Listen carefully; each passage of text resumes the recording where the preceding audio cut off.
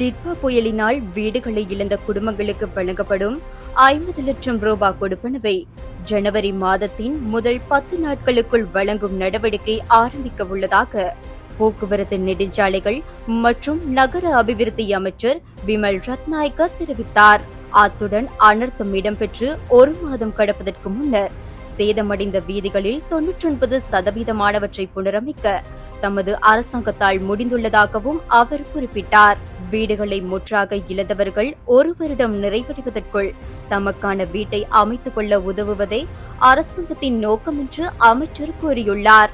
இதேவேளை வெள்ளத்தினால் பாதிக்கப்பட்ட பல பிரதேசங்களை செய்த மக்களும் விவசாயிகளும் தமக்கு ஏற்பட்ட சேதங்களுக்கான நஷ்ட ஈடு இதுவரை உரிய முறையில் கிடைக்கவில்லை என குற்றம் சுமத்தியுள்ளமை குறிப்பிடத்தக்கது.